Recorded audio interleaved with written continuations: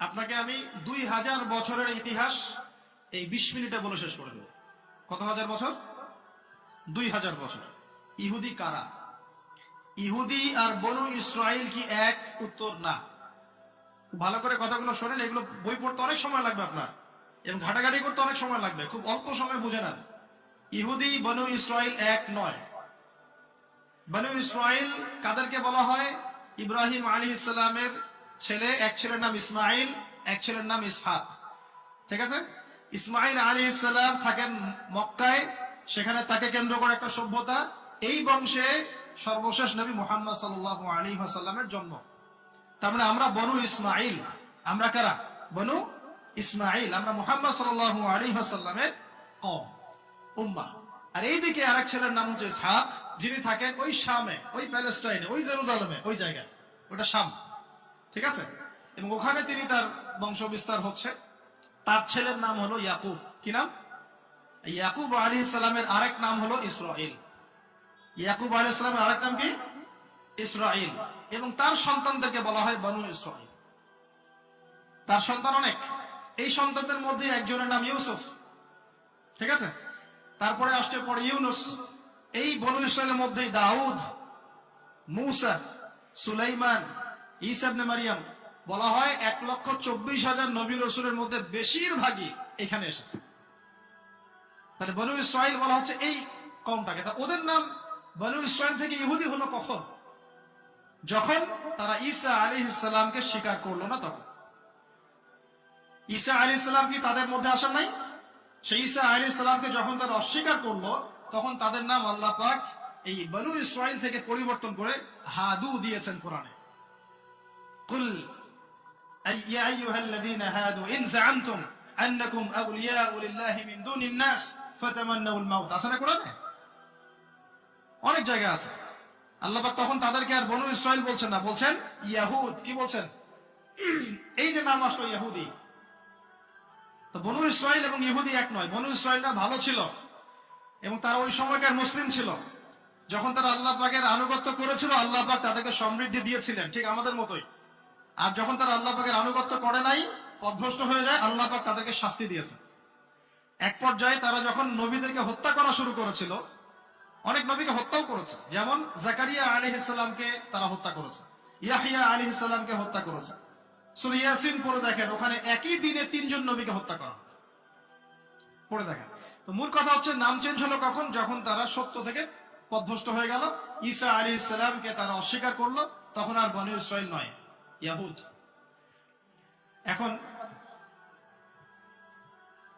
তাদের মধ্যে একজন অন্যতম নবী ছিলেন দাউদ আলাইহিস সালাম। কি নাম? বলেন নাম, মুখস্থ করেন। তাদের নাম কি? আচ্ছা, দাউদ আলাইহিস সালাম ছোট, তখন 14-15 বছর বয়স হবে। আল্লাহ পাক মূসা আলাইহিস সালামকে বলেছিলেন, তুমি তোমার সম্প্রদায়কে নিয়ে এই জেরুজালেমে যুদ্ধ করবে। কাকে বলেছেন? মূসা আলাইহিস সালাম। তুমি মূসা আলাইহিস সালাম তোমার সম্প্রদায়কে নিয়ে এই জেরুজালেমে গিয়ে যুদ্ধ করো। ওখানে আমালেকা নামে একটা সম্প্রদায় আছে, এরা খুবই শক্তিশালী। তবে তোমরা যদি ঈমানদার হও, তোমরা এর উপর বিজয় লাভ করবে। এর আগ পর্যন্ত এরা কিন্তু ওখানে ঢুকতে পারে নাই। কথা বুঝতে পারছেন? আল্লাহ পাক শর্ত দিলেন, যদি যুদ্ধ করে জয় করতে পারো, তাহলে তোমাদের এই জায়গাটা তোমাদের। তো মূসা আলাইহিস সালাম বললেন তার কওমকে, চলো যুদ্ধ করি। তো মূসা আলাইহিস সালামের কওম বলছে, ইযহাব আনতা ওয়া রাব্বুকা ফাকাতিলা ওয়া ইন্না হাহুনা কাঈদুন। এই মূসা, তুমি যাও আর তোমার রব গিয়ে যুদ্ধ করো, আমরা এখানে বসে থাকলাম। কথা কি বুঝতে পারেন নাই? মানে এরা কোন কওম? ওই যে ফেরাউনকে ডুবে মরতে দেখেও বিশ্বাস করে না, বাছুর পূজা শুরু করে। আল্লাহ পাক একটার পর একটা নিদর্শন দেখান, তাও অস্বীকার করে। তাওরাত নিতে গিয়েছেন মূসা আলাইহিস সালাম, এসে দেখেন তারা বাছুর পূজা শুরু করেছে। মান্না সালোয়া আল্লাহ দিচ্ছেন, তাও অস্বীকার করে। মৃত থেকে জীবিত করেন, তাও অস্বীকার করে। শেষমেশ বলে বসলো যে ইয়া মূসা লান নুমিনা লাকা হাত্তা নারাল্লাহ জাহরা। হে মূসা, আমরা তোমার প্রতি বিশ্বাস করব না যতক্ষণ না আল্লাহকে সামনে দেখাচ্ছ আমাদের চোখ দিয়ে। এটা সেই জাত যে নবীদেরকে এত কষ্ট দিয়েছে। মূসা আলাইহিস সালাম যখন বললেন চলো, আল্লাহ পাক যুদ্ধের কথা বলেছেন, ওটা যুদ্ধ করে জয় করতে পারলে আমাদের হয়ে যাবে। তো বলছে ওখানে আমালেকা সম্প্রদায় আছে এত বড় শক্তিশালী, তুমি যাও, তোমার রব গিয়ে যুদ্ধ করো, আমরা এখানে বসে আছি। আর আমাদের নবী মুহাম্মদ সাল্লাল্লাহু আলাইহি ওয়াসাল্লাম যখন বদরের মাঠে 313 জনকে নিয়ে পরামর্শ করছেন কি করব, যুদ্ধ করব কিনা, তখন আমাদের মুসলিম সেনা বাহিনীর মধ্যে যে সাহাবীরা ছিলেন, সাদ বিন মুয়াজ রাদিয়াল্লাহু আনহু, তিনি বলছিলেন, ইয়া রাসূলুল্লাহ সাল্লাল্লাহু আলাইহি ওয়াসাল্লাম, আপনি আমাদেরকে নিয়ে বদরের মাঠ কেন, যদি উত্তাল সাগরেও ঝাঁপ দিতে চান আমরা সেখানেও ঝাঁপ দিব ইনশাআল্লাহ। কত পার্থক্য, তাই না?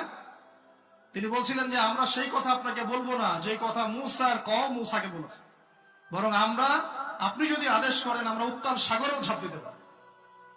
এমনি এমনি তো বদরের যুদ্ধ আসে নাই, বিজয় আসে নাই, এইসব ইমানের কারণে এসেছে। এখনো কি এই মাজলুম ভাইরা উত্তাল সাগরে ঝাঁপ দেয় নাই? তারা তাই করছে। ওইদিকে আসছি আমি পড়ে, এই জায়গাটা একটু বোঝেন। তো যুদ্ধ তারা করলো না, যুদ্ধ করলো না। আল্লাহ পাক শাস্তি দিলেন। কি শাস্তি? 40 বছর আল্লাহ পাক ওদেরকে একটা জায়গায় ঘুরপাক খাওয়ানো শুরু করলো। সকালে উঠে একটা পাহাড়কে কেন্দ্র করে ঘুরতো, সন্ধ্যায় এসে আবার সেই জায়গায় থেমে যায়। এটাকে বলা হয় তিহ উপত্যকার 40 বছরের শাস্তি। সূরা বাকারার মধ্যে দলিল আছে। এবার মুসা আলাইহিস সালামের জীবনটা শেষ, উনার হায়াত শেষ, উনি চলে গেলেন আল্লাহর কাছে। পরবর্তীতে নবী হলেন ইউশা বিন নুন। কি নাম?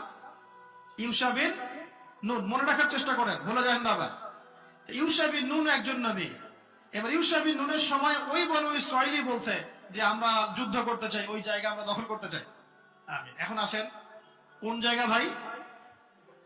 কোন জায়গা যুদ্ধ করতে চায়? আচ্ছা, জেরুজালেম নিয়ে এত কথা কেন জানেন? কারণ এই জায়গাটা শেষ জামানার সবচেয়ে ইম্পর্টেন্ট জায়গা। শেষ জামানার সবচেয়ে ইম্পর্টেন্ট জায়গা 3টা, মুখস্থ করেন। কয়টা? এক হচ্ছে জেরুজালেম, 2 হচ্ছে মক্কা মদিনা, জানেন, আর 3 নাম্বার হচ্ছে কনস্ট্যান্টিনোপল। কনস্ট্যান্টিনোপল মানে কুস্তান্তনিয়া। কোথায় এটা? তুরস্কে। আরেকটা জায়গা আছে, এটাও অনেক বেশি ইম্পর্টেন্ট, সেটা হলো খোরাসান। সেটা কি? খোরাসান। এই 4টা জায়গার কথা মাথায় রাখবেন। পুরো বিশ্বের এই প্রেক্ষাপট এই 4টা জায়গাকে কেন্দ্র করে ঘুরতে থাকবে, এবং এর সেন্টার হার্ট হচ্ছে জেরুজালেম। কারণ কিয়ামত ততদিন পর্যন্ত হবে না যতদিন এই জেরুজালেম মুসলিমদের দখলে না আসছে, এবং এই জেরুজালেম থেকে ইমামুল মেহদি ঈসা ইবনে মারইয়াম বিশ্ব শাসন না করছেন, ততদিন পর্যন্ত এই পৃথিবীতে কিয়ামত হবে না ইনশাআল্লাহ। বুঝতে পারছেন কথা? আচ্ছা, তো ইউশা বিন নুন এখন বলছেন যে আচ্ছা তোমরা তো আবার যুদ্ধ করতে যাচ্ছ, মুসা আলাইহিস সালামের সময় তো যুদ্ধ করতে বলা হয়েছিল, করো নাই। এখন যদি আবার যুদ্ধের কথা বলা হয়, যদি তোমরা আবার পালায় যাও, তখন তারা বলছে ওয়ামা লানা আল্লা নুকাতিলা ফি সাবিলিল্লাহ, কেন আমরা আল্লাহর রাস্তায় যুদ্ধ করব না? ওয়াকাদ উখরিজনা মিন দিয়ারিনা, আমাদেরকে আমাদের বাড়িঘর থেকে বের করে দেওয়া হয়েছে, ওয়া আবনাইনা, আমাদের সন্তান থেকে বিচ্ছেদ করানো হয়েছে, কেন যুদ্ধ করব না? অবশ্যই যুদ্ধ করব।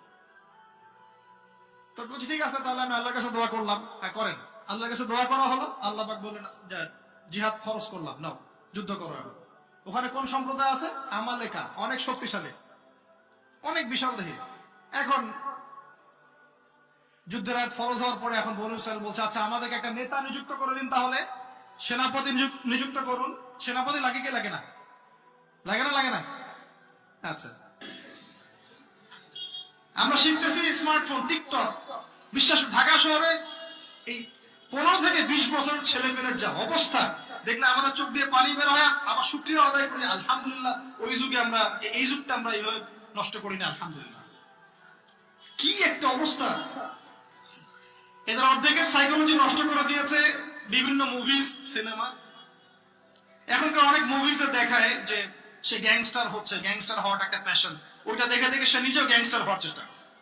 আমি হলফ করে বলতে পারি, আমার কথা আপনারা মন খারাপ করেন না, এটা আমার কনফিডেন্স থেকে বলছি, এখন যদি আরেকটা মুক্তিযুদ্ধ হয়, এই জেনারেশন অস্ত্র হাতে নিতে পারবে না। ওই অস্ত্র হাতে নিবে ওই যাদের বয়স 40, ওই 50, এরাই। আমাদের এই যে কিশোর গ্যাং, টিকটক জেনারেশন আর যুবক সমাজকে আপনি খুঁজেই পাবেন। আল্লাহ পাক আমাদেরকে হেফাজত করুন। আর এটার জন্য ভাই আমাদের যাদের দাড়ি পেকে গেছে আমরা দায়ী সমানভাবে। কারণ আপনি নিজের ফিকির করেছেন, আপনার সন্তানের ফিকির কোথায়? আপনার ছেলে সারা রাত পর্ন দেখে, আপনার মেয়ে সারাদিন ছেলেদের সাথে কথা বলে, আপনার ছেলে যে ডেট করতেছে এখানে ওইখানে, জেনা করতেছে, মদ খাচ্ছে, গাড়ি নিয়ে ধুমসে ড্রাইভ করতেছে মেয়েকে নিয়ে, আপনি মনে করতেছেন বাচ্চা ছোট আছে, বড় হলে ঠিক হয়ে যাবে। সুবহানাল্লাহ, আপনি বাচ্চাকে পড়াচ্ছেন না, কোরআন শিখাচ্ছেন না, হাদিস শিখাচ্ছেন না। জেনারেল লাইনে যে পড়াচ্ছেন, জেনারেল লাইনে পড়াশোনা করার পরে সে হচ্ছেটা কি, কি শিখলো? স্যারকে দেখলে থাপ্পড় মারে। এখনকার ছেলেপেলে অনেকে স্যারকে সম্মান করে। স্যার নকল ধরে ফেলে, স্যারকে এক থাপ্পড় দিল। গুন্ডামি শিখেছে, গুন্ডামি। আদব, সবর, নীতি নৈতিকতা এগুলো নাই, উঠে যাচ্ছে দিন দিন। আমি আসলে ওয়াজ করবো কি নিয়ে, তার যত অনেক বড় ইস্যু। সত্যি কথা বলতে দেখেন, আমরাও স্কুলে পড়েছি, কলেজে পড়েছি, কিন্তু আমরা তো বেয়াদব ছিলাম। বেয়াদবি এক জিনিস আর দুষ্টামি এক জিনিস। আমরা দুষ্ট ছিলাম, খুব দুষ্ট ছিলাম, দুরন্ত। খেলাধুলা পছন্দ করতাম, দুরন্ত, দুষ্টামি করতাম। সাথে সাথে আমাদের একটা ফ্রেন্ডলি সম্পর্ক ছিল, বন্ধুর মতো। কিন্তু আমরা কখনো বেয়াদবি করি না। এখন দেখবেন ওয়াজে আলেমদের সামনে গিয়ে বেয়াদবি করতেছে। ওলামায়ে কেরামের সামনে যে একটু মানে ভদ্রভাবে কিছু কথা বলে, মাসালা জিজ্ঞাসা করে, ওখানেও গিয়ে বেয়াদবি করতে, কথা বলাই জানে না কিভাবে কথা বলতে হয়। আল্লাহর ওয়াস্তে ভাই, আকীদার আমলের এই যে আখলাকের সংশোধন করেন, না হলে আমাদের সামনে মহা বিপর্যয় অপেক্ষা করছে। আল্লাহ পাক আমাদের সবাইকে কথাগুলো বোঝার তৌফিক দান করুন, বলি আমিন। অনেক লম্বা হয়ে যাবে, ওদিকে যাচ্ছি না, মূল জায়গা থেকে একটু শেষ করে দেব। আপনারা অনেকক্ষণ ধরে অপেক্ষা করছেন, একটু একটু খেয়াল করেন। তাহলে ইউশা বিন নুনের কাছে এখন এরা বলছে নেতা দাও, নেতা। তো ইউশা বিন নুন বলছে ঠিক আছে, আমি দোয়া করলাম। আল্লাহ পাক তালুতকে নেতা বানালেন। কাকে? তালুত। এখন বনু ইসরাইল বলছে ওর নেতৃত্ব আমরা মানি না। কেন মানো না? যে ওর তো টাকা পয়সা নাই, ওর তো স্ট্যাটাস নাই। যে আমাদের কাছে নেতৃত্বের মানদণ্ড যেগুলা, আমরা টাকা পয়সা দেখে নেতা মানি না। আপনার টাকা নেই, আপনি নেতা হতে আসতেন কেন? আপনার স্ট্যাটাস নাই, আসতেন কেন? ও বনু ইসরাইল একই কথা বলছে, ওর তো টাকা নাই, স্ট্যাটাস নাই, নেতা হবে কেন? তখন আল্লাহ পাক বলছেন যে ওয়াজাদাহু বাসতাতান ফিল ইলমি ওয়াল জিসম। আল্লাহ পাক তো তালুতকে দুটো কোয়ালিটি দিয়েছেন। আল্লাহ পাক তাকে শারীরিক শক্তি দিয়েছিলেন এবং জ্ঞান দিয়েছেন, প্রজ্ঞা এবং জ্ঞান দিয়েছেন। তার নেতৃত্বের মানদণ্ড কয়টা এখানে পেলেন? দুটা। শারীরিক শক্তি থাকতে হবে ঠিকঠাক, ফিজিক্যালি স্ট্রং না হলে তো সে ডিল করতে পারবে না। আর মেধা থাকতে হবে, জ্ঞান। তা আসলে কি এই দুইটা এখন নেতৃত্বের মানদণ্ড? সুবহানাল্লাহ। অদ্ভুত সিস্টেম বিশ্ববাসীকে দেওয়া হয়েছে। বিশ্ববাসীকে একটা অদ্ভুত সিস্টেম দেওয়া হয়েছে। একজন মেজর, একজন কর্নেল, একজন বিসিএস ক্যাডার মানুষ এমন একজন মানুষকে স্যালুট করে যে মানুষটা অক্ষর জ্ঞান নাই, নামও স্বাক্ষর করতে পারে না। এবং সে বিভিন্ন জায়গায় দুর্নীতি করে আসছে, টাকা পয়সা লুটপাট করে আসছে। একজন বিসিএস ক্যাডার এবং একজন আর্মি অফিসার, একজন জেনারেল, একজন মেজর তাকে স্যালুট করতেছে। কি সিস্টেম! অথচ তার চাইতে এই ব্যক্তি নেতৃত্ব পাওয়ার অনেক বেশি যোগ্য। জ্ঞান তার আছে এবং শারীরিক শক্তি তার আছে, তার প্রশিক্ষণ আছে, সবকিছু তার মধ্যে আছে। কি সিস্টেম বিশ্ববাসীকে দেওয়া হয়েছে! সুবহানাল্লাহ। আমি ফিলোসফিও পড়েছি অনেকদিন। অ্যারিস্টটল এবং প্লেটোদের যুগে এটাকে বলা হতো দি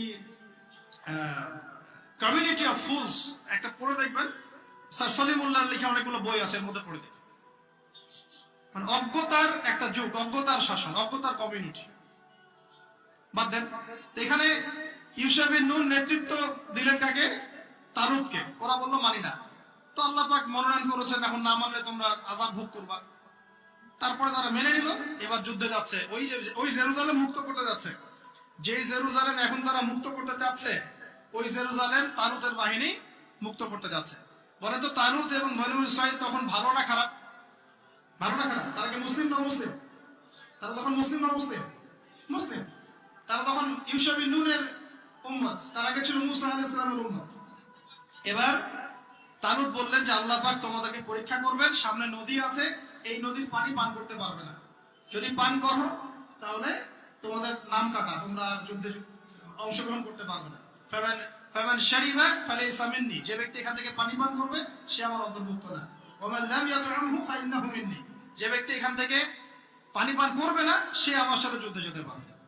ইল্লা বিগুরফাতিন বিয়াদি। মানে এক অঞ্জলি পানি, শুধু পানি পান করতে পারবে, এক অঞ্জলি পানি, এতটুকু, বেশি না। ফাশারিবু ইল্লা কালিলাম মিনহু। আল্লাহ পাক বলেন ওদের বেশিরভাগই পানি পান করলো, অল্প কিছু বাদ দিয়ে। অল্প কিছু সংখ্যা তাফসীরে এসেছে 313 জন বাদ দিয়ে। 313 জন বাদ দিয়ে। 313 যে বদরে, এখানেও। এবার এই 313 জনকে নিয়ে তালুত এগিয়ে গেল। গিয়ে দেখলো বিশাল বাহিনী, বাপরে বাপ, একদম আমালেকা সম্প্রদায়ের। সেখানে নেতৃত্ব দিচ্ছে ওদের সেনাপতি, তার নাম জালুত। কি নাম? জালুত। এবং এই জালুতের বাহিনী দেখে মুসলিম বাহিনী বলছে যে লা তাকাতা লানা বিজালুতি ওয়া জুনুদি, এই জালুতের বাহিনীর সাথে পেরে ওঠার ক্ষমতা তো আমাদের এখন হবে না। কিন্তু যারা ভেবেছিল যে আল্লাহর সাথে সাক্ষাৎ করতে হবে, যাদের ঈমান দৃঢ় ছিল, তারা বলেছিল কাম মিন ফিআতিন কলিলাতিন গালাবাত ফিআতান কাসীরাতান বিইذنিল্লাহ, তোমরা ভয় পেও না, আল্লাহর হুকুমে বহু ছোট ছোট দল বড় বড় দলের উপর বিজয় লাভ করেছে। এটা তারা বলে একটা দোয়া করলো, এই দোয়াটা শিখে নেবেন। তারা একটা দোয়া করলো, তারা বলল রব্বানা আফরিগ আলাইনা সাবরান ওয়া সাব্বিত আকদামানা ওয়ানসুরনা আলাল কওমিল কাফিরিন। আর আল্লাহ পাক বলেন ফাহাজামু বিইذনিল্লাহ, আল্লাহ পাকের হুকুমে তারা এই মাত্র 313 জন নিয়েই জালুতের বিশাল বাহিনীকে পরাজিত করে। বুঝতে পারছেন? এবং এই বাহিনীতে দাউদ আলাইহিস সালামও ছিলেন, তখন তিনি ছোট। এই জালুতকে হত্যা করেছে দাউদ আলাইহিস সালাম। হ্যাঁ, ওয়াকাতালা দাউদ জালুত, দাউদ আলাইহিস সালাম জালুতকে হত্যা করলেন। কিভাবে হত্যা করলেন সেটা আসছে, যে এই গুলতি নিক্ষেপ করেছিল দাউদ আলাইহিস সালাম, আর তার চোখে গিয়ে লাগে জালুতের, এতেই জালুত মারা যায়। তো এখন মূল কথাটা হচ্ছে, দেখুন এই বনু ইসরাইল এই যুদ্ধে জয়লাভ করে এই বাইতুল মুকাদ্দাস বা জেরুজালেম জয় করলো। এই যে তারা প্রথমবার এখানে ঢুকলো, এর আগ পর্যন্ত কিন্তু ঢুকতে পারে না। এবার আল্লাহ পাক তাদেরকে বললেন, তোমরা এখানে যদি আমার আদেশগুলো মেনে চলো, এই জায়গা তোমাদেরই, তোমরা এখানে থাকবে। কিন্তু যদি তোমরা আদেশ না মানো, আমার বিরুদ্ধাচরণ করো, তোমাদেরকে এখান থেকে বের করে দেব। আর আল্লাহ পাক এটা বলেও দিলেন, লা তুফসিদুন্না ফিল আরদি মাররাতাইন, তোমরা কিন্তু দুইবার সীমা লঙ্ঘন করবা, আমি কিন্তু সতর্ক করছি তোমাদেরকে। কয়বার? দুইবার। এবার দাউদ আলাইহিস সালামের সময় তারা খুব সুন্দর ছিল, একদম রুলিং স্টেট। বলা হয় যে দাউদ আলাইহিস সালামের সময় তারা ওই জেরুজালেম থেকে বিশ্বকে শাসন করেছে। ঠিক আছে? দাউদ আলাইহিস সালামের পরে আসলো তার ছেলে সুলাইমান, নাম কি? সুলাইমান আলাইহিস সালাম। এই সময় আরো সমৃদ্ধি লাভ করলো, এত সমৃদ্ধি যে বাতাসের উপর নিয়ন্ত্রণ